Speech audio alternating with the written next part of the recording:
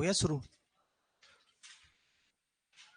कल हम पढ़ रहे थे यात्राएं, तो इसमें देखो 3-4 यात्राएं पढ़ चुके हैं। अब अगली यात्रा है पवाली कांठा केदारनाथ यात्रा।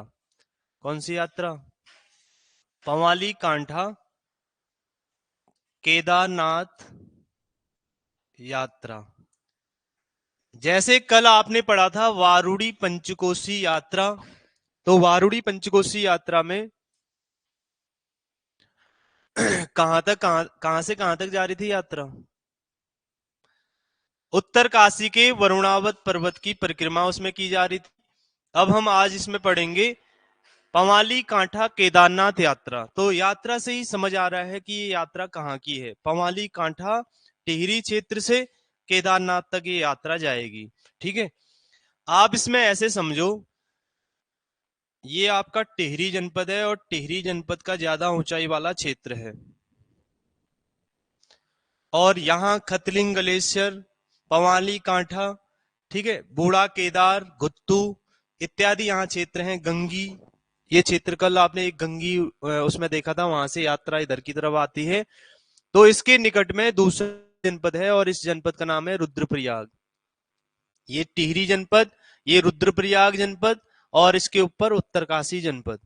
अब इंद्रमणि बड़ौनी द्वारा, जो उत्तराखंड के गांधी कहलाते हैं, उनके द्वारा इन क्षेत्रों से कुछ यात्राएं प्रारंभ करवाई गई। क्योंकि लोग चार धाम की तरफ जब जाते हैं तो कहां से जाते हैं? देवप्रयाग से श्रीनगर, श्रीनगर से इधर से जाते हैं देवप्रयाग, यहां से श्रीनगर, श्रीनगर से होते हुए रुद्रप्रयाग, फिर इस तरह से जाते हैं। यहाँ के लोगों को तो रोजगार मिल रहा है, यहाँ तो पर्यटन को बढ़ावा मिल रहा है। श्रीनगर से रुद्रप्रयाग गए, अगर बद्रीनाथ धाम जाना है चमोली के रास्ते वहां से जाएंगे। ठीक है, लेकिन इस क्षेत्र के लोगों को यहाँ से पर्यटन का बढ़ावा नहीं मिलता इन क्षेत्रों के लोगों के लिए। तब इंद्रमणि बड़ौनी ने कुछ यात्राएं शुरू कराई हैं। ये कुछ यात्राएं धार्मिक चीजों से जोड़कर शुरू कराई हैं। उनमें से ही कुछ यात्राएं यहाँ दिखाई देंगी। जैसे पवाली कांठा से केदारनाथ जाने का रास्ता, यहां से पवाली कांठा से केदारनाथ तक डोली जाएगी। यही सहस्त्र ताल और महासर ताल है, तो सहस्त्र ताल और महासर ताल यात्रा, इस तरह से 2-3 यात्राएं यहाँ पे हैं। ठीक है, इसी क्षेत्र में शुरू कराई हैं, टिहरी जनपद के इस वाले हिस्से में। और यही खतलिंग ग्लेशियर वगैरह है जहां से भिलंगना नदी निकलती है। अब पहले इस यात्रा के बारे में देखते हैं, पवाली कांठा केदारनाथ यात्रा, इसका रूट क्या है, कहां से यात्रा आगे बढ़ रही है। अधिकतर ये यात्राएं अगस्त सितंबर माह में या लगभग बरसात के समय होंगी। अब बरसात के समय क्यों करवाई जाती हैं? इसलिए करवाई जाती हैं क्योंकि बरसात के टाइम पर यहाँ हर जगह हरी भरी घास फैली रहती है, ब्रह्म कमल इत्यादि के फूल खिले रहते हैं। सूखे में कौन जाएगा यहाँ? अगर हम आजकल ले जाएं, आजकल तो 4 धाम ऐसे ही बंद हैं, जा ही नहीं सकते हैं। और इस समय ले जाया जाता है जब यहाँ चारों तरफ हरियाली हो और लोग जब यहाँ जाएं उन्हें ये स्थान पसंद आ जाए ज्यादा, इस कारण से ये शुरू होती है। ठीक है, तो इसका एक रूट बनाएंगे कैसे। पवाली कांठा एक जगह है टिहरी में, कहाँ है पवाली कांठा? बुगियाल भी आएगा कभी, तो टिहरी जनपद में एक पवाली कांठा जगह है। यहां से ये जाती है त्रिजुगी नारायण। त्रिजुगी नारायण कहाँ है? त्रिजुगी नारायण रुद्रप्रयाग में है और ये भगवान शिव और पार्वती का विवाह स्थल भी है। शंकर जी और पार्वती का विवाह किस मंदिर में हुआ था? त्रिजुगी नारायण में। ठीक है, शिव पार्वती का विवाह स्थल है त्रिजुगी नारायण। मोदी जी ने उत्तराखंड के लिए क्या कहा था? वेडिंग डेस्टिनेशन बनाया जाए उत्तराखंड को। अगर उत्तराखंड में आप घूमने नहीं आ सकते ज्यादा, तो विवाह करने तो आ सकते हैं। तो यहाँ के लोगों को उससे रोजगार भी मिलेगा, सुंदर क्षेत्र है। तो त्रियुगी नारायण में पहले से ही लोग जाते हैं और यहाँ विवाह करते हैं। 3 युगों से, जिस दिन शिव और पार्वती का विवाह हुआ था उस दिन जो अग्नि जली होगी, हवन हुआ होगा जो, और तब से 3 युगों से जोत जलती आ रही है, इसलिए नाम क्या पड़ा है? त्रिजुगी नारायण पड़ा है। तो त्रिजुगी नारायण जाने के बाद सोनप्रयाग, गौरीकुंड, और यहां से जाएगी सोनप्रयाग, सोनप्रयाग के बाद गौरीकुंड, गौरीकुंड के बाद ये जाती है यात्रा केदारनाथ। केदारनाथ यहां तक जाती है। यहां से केदारनाथ मंदिर में पहुंच जाती है यात्रा केदारनाथ तक। नाम इसलिए पड़ा है इसका पवाली कांठा केदारनाथ। पवाली कांठा से यहाँ के लोग डोली ले जाते हैं और उस डोली को केदारनाथ तक ले जाते हैं। अब ये तो पता ही चल रहा है, नाम से भी इसको तो ज्यादा महत्व भी नहीं दे सकते हैं, लेकिन इसमें ध्यान देना ये कितने किलोमीटर है, कब होती है। ठीक है, अगस्त सितंबर माह में होती है। 29 किलोमीटर की यात्रा है। किलोमीटर पूछा जा चुका है, तो इसकी दूरी कितनी है, दूरी ध्यान रखना 29 किलोमीटर है। और कब होती है, समय क्या है इसका, यात्रा का समय, यात्रा का समय है अगस्त सितंबर माह में, अगस्त और सितंबर माह में यात्रा होती है। ठीक है,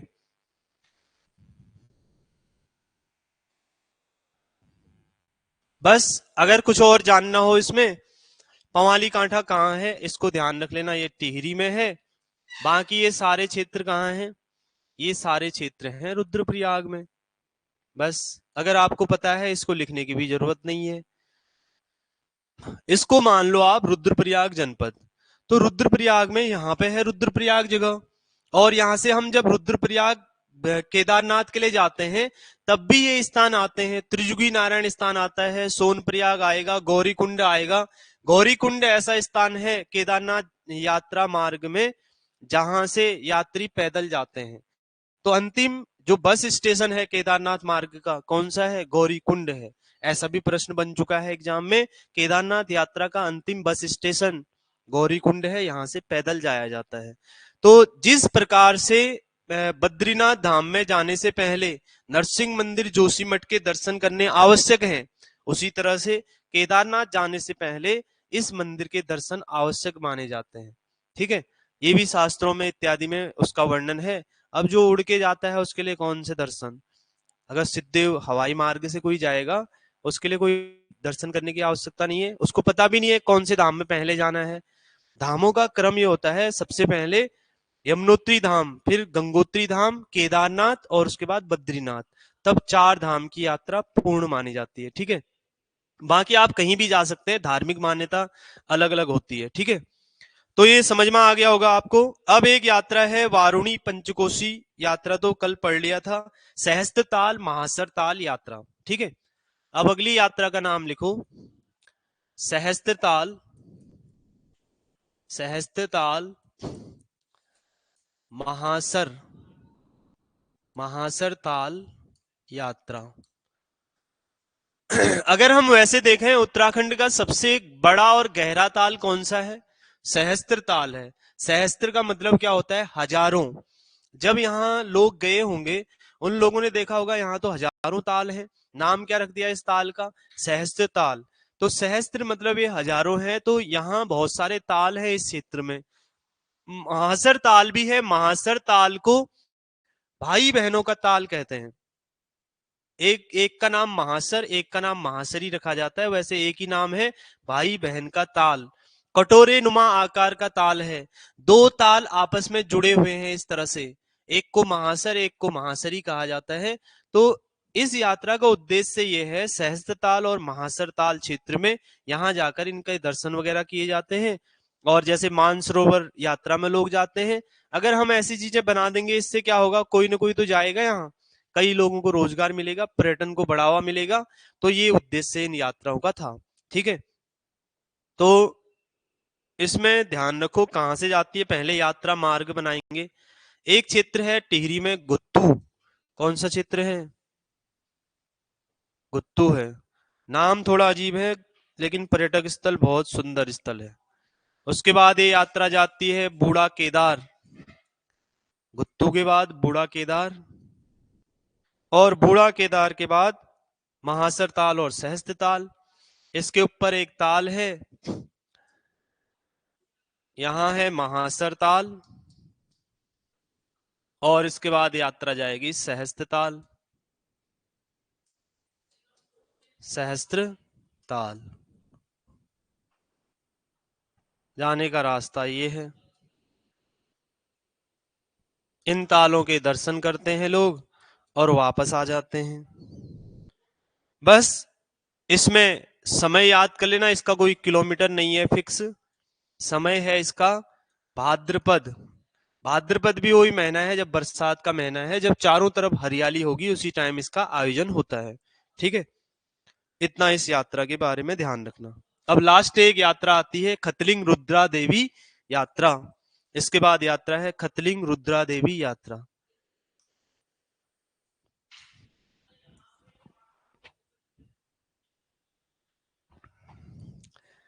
भाद्रपद माह में होती है। ठीक है, अब इसके बाद लास्ट यात्रा टिहरी की जो है, इसमें लिखो खतलिंग रुद्रा देवी यात्रा। इस यात्रा का नाम है खतलिंग खतलिंग रुद्रा देवी, खतलिंग रुद्रा देवी यात्रा। अब इसमें भी नाम से ही पता चल रहा है, खतलिंग कोई ग्लेशियर है, उस ग्लेशियर से यहाँ रुद्रा देवी यानी कि खतलिंग ग्लेशियर के हिस्से तक ये यात्रा पहुंचती है। ठीक है, इस यात्रा का भी रूट हम देखेंगे।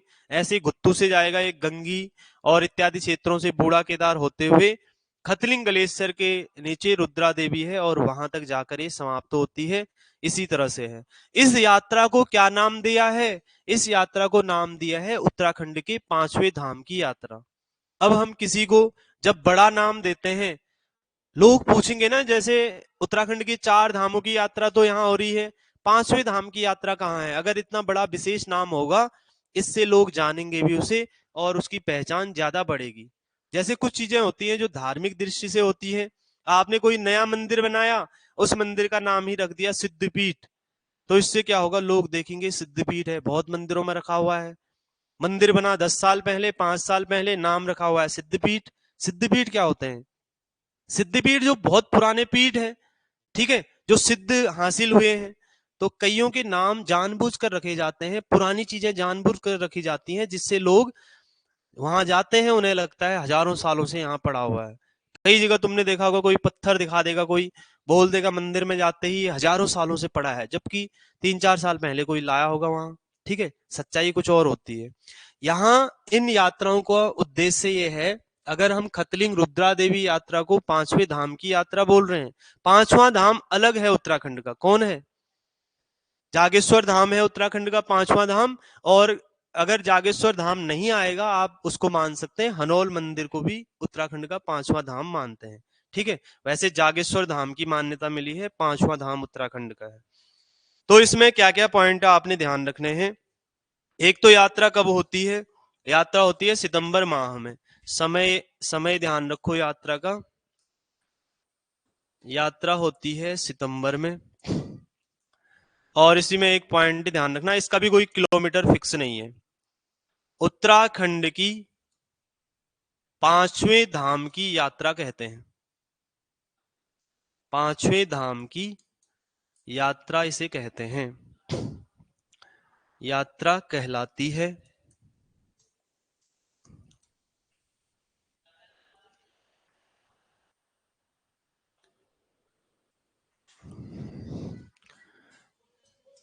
इस यात्रा में इस यात्रा में गंगी अंतिम गांव है,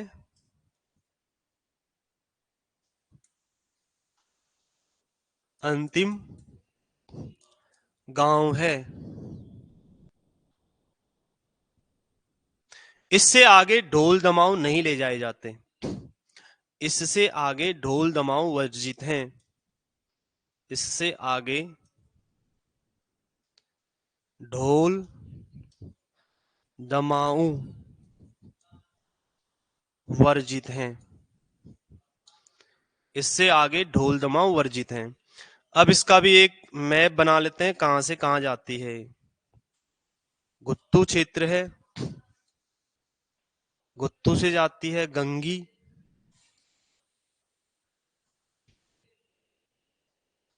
विरोध,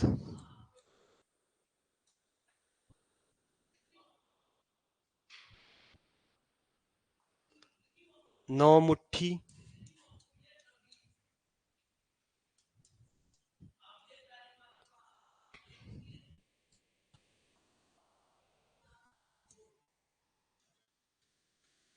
भूमक उडियार,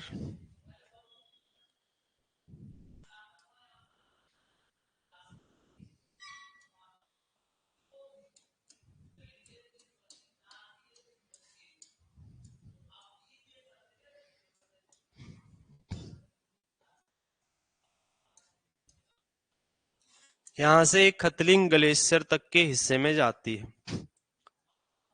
खतलिंग ग्लेशियर यहाँ तक जाती है। तो गंगी ऐसा गांव है, अंतिम गांव है इस यात्रा का, इससे आगे गांव नहीं है। और ये तो क्षेत्रों के नाम हैं, जैसे विरोध क्षेत्र है, नौमुट्ठी क्षेत्र है, भूमक उडियार क्षेत्र है, और उसके बाद खतलिंग ग्लेशियर, और खतलिंग ग्लेशियर में जाने के बाद वापस आ जाती है। और इस यात्रा का नाम इस तरह से खतलिंग रुद्रा देवी यात्रा है। ठीक है, ये यात्रा का रूट है, इसको ध्यान रखना।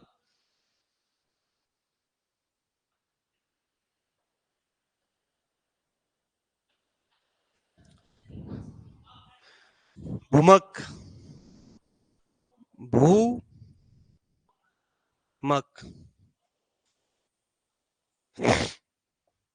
भूमक उडियार लिख लिया है। सरोवर भृगु, अच्छा ये दिखाई नहीं दे रहा, भृगु लिखो, भृगु, भृगु सरोवर, ठीक है, भृगु सरोवर है। और उससे ऊपर लिख देना खतलिंग ग्लेशियर, उससे ऊपर है खतलिंग ग्लेशियर का हिस्सा। इतना बना लिया। अब इसके बाद एक यात्रा आती है, आदि कैलाश वाली हमने कल देख ली थी, नंदा राज्यात यात्रा है। अगली राज्यात यात्रा इसमें देखो, नंदा राज्यात यात्रा, शायद इसमें कहीं मैप होगा, तो इसमें मैप में मैं दिखा देता हूँ आपको।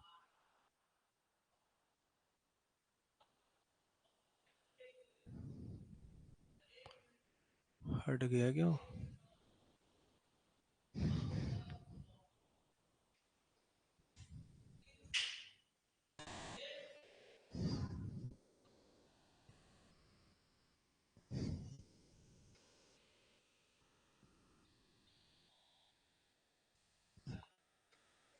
अब चलो इसमें नहीं दिखेगा तो मैं यहाँ पे बता देता हूँ आपको, नंदा राज्यात यात्रा कैसे जाती है।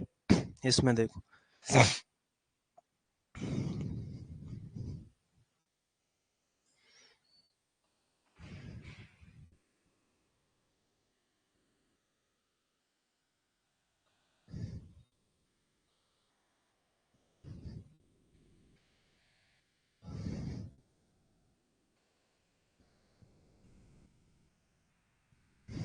इसमें देखो कौन सा आपको अगर साफ दिखाई देगा।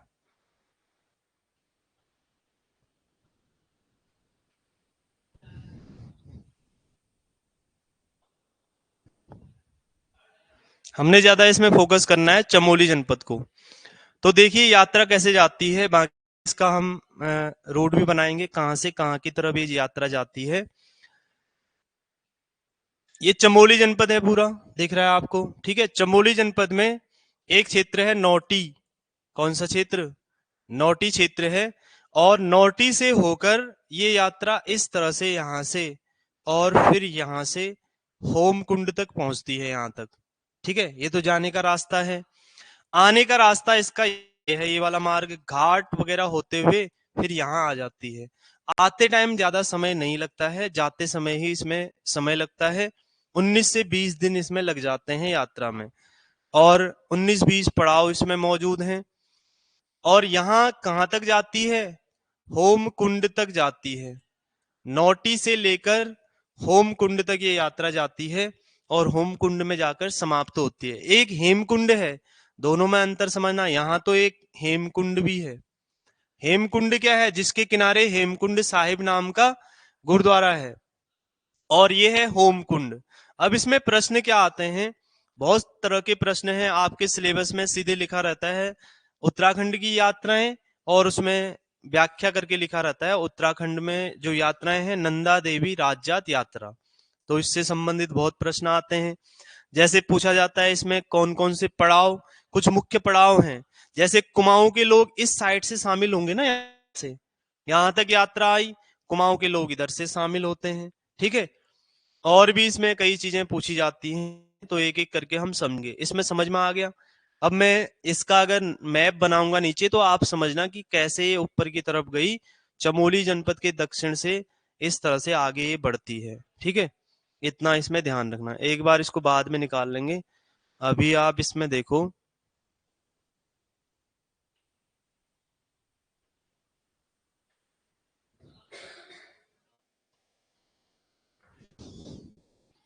अब इसमें देखो, नंदा देवी राज्यात यात्रा।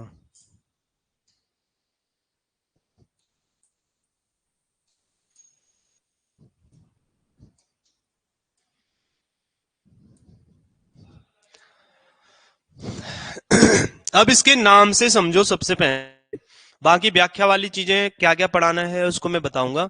नंदा देवी राज्यात, राज अगर हमने बोल दिया, जात का ही अर्थ यात्रा होता है। ठीक है, मतलब आप इसमें समझ रहे हैं कोई नंदा देवी है, गढ़वाल की जो कन्या मानी जाती है, देवी मानी जाती है, और उसकी क्या जा रही है, उसकी कोई यात्रा जारी है, और उस यात्रा का आयोजन कौन करा रहा है? राजा करा रहा है। राज शब्द आ रहा है ना इसमें, तो राजा या उनके जो चांदपुर गढ़ के राजा हुआ करते थे, वो इसका आयोजन करा रहे हैं। अब इसके पीछे कहानियां बहुत ज्यादा प्रचलित हैं, अलग अलग कहानियां हैं। बोला जाता है गढ़वाल का एक राजा था, और गढ़वाल का जो राजा था उसकी दो पुत्रियां थी। उसमें से जो एक पुत्री थी उसका नाम नंदा था, और नंदा का विवाह किससे होता है? भगवान शिव से होता है। नंदा को ही पार्वती के रूप में माना जाता है, उसका विवाह भगवान शिव से हुआ। तो शिव से विवाह होने के बाद शिव जी कहाँ ले गए उसे? सीधे कैलाश पर्वत में। कल आपने कैलाश मानसरोवर यात्रा भी देखी, तो भगवान शिव ने कैलाश पर्वत में ले गए। अब पार्वती माता शिव जी से प्रार्थना करती रही कि मुझे मायके भी वहां भी ले जाओ, मायके। तो शंकर जी कहने लगे, 1 साल इंतजार करवाया, 2 साल करवाया, बोला अभी तपस्या बहुत लंबी चल रही है, थोड़ा इंतजार कर लो। अब पार्वती इंतजार करते करते 1 साल बीता, 2 साल बीता, इसी तरह से कितने साल बीत गए? 12 वर्ष बीत गए। 12 वर्ष तक मायके ही नहीं आने दिया शिव जी ने। अब उनको तो, उनका तो मोह खत्म है, वो तो तपस्या में लीन है, पार्वती वहां कैलाश में परेशान है, मायके अकेले आ भी नहीं सकती है, इतना दुर्गम रास्ता है। ठीक है, बहुत दूर का रास्ता है, अकेले आ भी नहीं सकती है, उस समय इतने साधन भी नहीं थे, पैदल आना होता था। तब पार्वती जब 12 वर्ष बाद आती है, 12 वर्ष बाद यहाँ आई, यहाँ आने के बाद कहाँ आई? जहां उसका घर मायका था, मायके में आती है, और 12 साल बाद इन लोगों ने उसकी विदाई की, और लोगों ने विदाई का एक समारोह उसमें रखा। जहां जहां पार्वती जाती थी तो वहां से लोग उसकी विदाई करते थे और रोते थे। रोते इसलिए थे, लोगों का मानना ये था अभी 12 वर्ष में आई, हो सकता है अगले अगले टाइम वो पता नहीं कितने वर्ष में आएगी, शंकर जी उसे भेजेंगे भी या नहीं। तो पार्वती की विदाई में एक समारोह जैसा लगाया गया, जिस जिस गांव में वो जाती थी वहीं से उसकी विदाई की गई। उस समय तो पार्वती की विदाई की गई होगी, लेकिन बाद में पार्वती है नहीं वर्तमान में। तो वर्तमान में पार्वती के उस रूप को ही मानकर 4 सिंह वाला जो मेढा होता है, खाडू होता है, 4 सिंह वाली एक बकरी या मेढा, ठीक है, भेड़, तो 4 सिंह वाले भेड़ को नंदा देवी का वाहक मानकर, नंदा देवी मानकर उसकी विदाई की जाती है। और विदाई कहां तक की जाती है? उत्तराखंड में भी एक पर्वत है, त्रिशूल पर्वत। दूर से कैसा दिखाई देता है? त्रिशूल जैसा दिखाई देता है। तो उत्तराखंड का जो त्रिशूल पर्वत है, इस त्रिशूल पर्वत तक विदाई की जाती है। होम कुंड से आगे त्रिशूल पर्वत है, और 4 सिंह वाले मेढे को यहां से विदा कर दिया जाता है। नंदा देवी मतलब भगवान शिव का निवास स्थान यही त्रिशूल पर्वत माना जाता है, और यहां जाकर उसकी विदाई कर देते हैं। इस तरह से नंदा देवी राज्यात यात्रा होती है। कितने साल में होती है? 12 वर्ष में होती है। कितने किलोमीटर की है? दूरी है 280 किलोमीटर। हिमालय की सबसे बड़ी धार्मिक यात्रा भी है, इसलिए इसको हिमालय का कुंभ भी बोलते हैं। मतलब इतनी बड़ी यात्रा 280 किलोमीटर, 12 वर्ष में भी होती है, हिमालय के कुंभ की तरह। कुंभ कितने साल में होता है? 12 साल में। लेकिन निश्चित नहीं है कि 12 साल में ही ये यात्रा होगी, कम से कम 12 साल में होगी। अगर पुराना इतिहास आप देखेंगे तो इस यात्रा में बहुत गैप आया है। कम से 12 साल से पहले तो नहीं हो सकती, लेकिन कई बार आपदा वगैरह आ जाती है तो ये यात्रा आगे भी बढ़ा दी जाती है। जैसे राज्य स्थापना से पहले सन 2000 में यात्रा हुई थी, और राज्य बनने के बाद, राज्य तो 9 नवंबर 2000 को बना, इससे पहले ये यात्रा समाप्त हो गई थी, सन 2000 में ही हुई। और राज्य बनने के बाद 2014 में हुई, जबकि 12 साल तो 2012 में होने थे। बीच में आपदा आ गई, आपदा के कारण फिर आगे चले गई, 2014 में ये यात्रा हुई है। अब यहां से आपको क्या क्या ध्यान रखना है, देखो इस यात्रा में इसके प्रमाण कब कब हमें प्राप्त होते हैं। पहला प्रमाण तो इसका क्या क्या याद करना होगा उसको मैं बता दूंगा। पहला प्रमाण इस यात्रा का 1843 में मिला है। ये तो मिला प्रथम प्रमाण, प्रथम प्रमाण मिला। लोगों की मान्यताएं अलग अलग हैं, प्रमाण लेकिन साक्ष्यों के रूप में प्रथम प्रमाण इस समय मिला है। उसके बाद 20वीं सदी की पहली यात्रा 1905 में होती है, उसके बाद 1925 में, उसके बाद 1951 में, 68 में, 87 में, 1968, उसके बाद 1987, 1900 करते रहना इसको, 1905, 25, 51, 68 और 1987। 87 के बाद सन 2000, 2000 में हुई है। लेकिन 2000 के बाद जो यात्रा हुई इसकी डेट भी आपको ध्यान रखनी है, 18 अगस्त से 6 सितंबर ये यात्रा हुई है अगली। 18 अगस्त, 18 अगस्त से 6 सितंबर 2014 में हुई है ये यात्रा। तो ये कौन सी यात्रा है 1905 वाली? 20वीं सदी की पहली यात्रा है, सदी की प्रथम यात्रा इस टाइम पर हुई है। कहां गैप दिखाई दे रहा है, देखो 25 यहाँ पे गैप, 20 साल का यहाँ है, 51 में हो रही है उसके बाद सीधे, तो 12 वर्ष का गैप नहीं दिखाई दे रहा है। इस तरह से यात्राएं हुई हैं। हिमालय बहुत दुर्गम क्षेत्र है तो वहां यात्रा करनी संभव नहीं होती है। ऐसे दुर्गम क्षेत्र में कई बार कठिनाइयां आ जाती हैं, आपदाएं आ जाती हैं, तो संभव न होने के कारण 12 वर्ष से ज्यादा समय इसमें लग जाता है। तो ये आपने ध्यान रखना है। 280 किलोमीटर की ये टोटल यात्रा है। अब इसके पड़ाव देखो एक एक करके, एक मैप के द्वारा मैं आपको इसमें पड़ाव बताऊंगा, आगे कौन कौन से पड़ाव हैं कल इसमें देखेंगे। अभी आप इतना इसमें देख लो नहीं तो मैप बनाने में तो इसमें ज्यादा समय लगेगा, तो पूरी क्लास नहीं हो पाएगी। ठीक है, कल इससे आगे टॉपिक चलाएंगे। इसका मैप लेकर आऊंगा और उस मैप में आपको बता दूंगा कि कहाँ कहाँ कौन कौन से पड़ाव हैं। अब इसमें कौन कौन जाते हैं इस यात्रा में, इस यात्रा में कौन कौन से जाते हैं? एक तो इसमें 4 सिंह वाला मेढ़ा इसमें जाता है, मेढ़ा। और क्या जाती है? नंदा देवी की डोली जाती है, देवी की डोली इसमें जाती है। और छंतोली लिए हुए लोग जाते हैं, छंतोली लिए लोग इसमें शामिल होते हैं। तो छंतोली एक तरह की देवताओं की छाता होती है, नंगे पांव उसको लेकर जाते हैं। कल हम विस्तार से इसमें पढ़ेंगे, इसका मैप भी बनाएंगे। ठीक है, आज के लिए आप इतना रख लीजिए, कल पढ़ेंगे इससे आगे।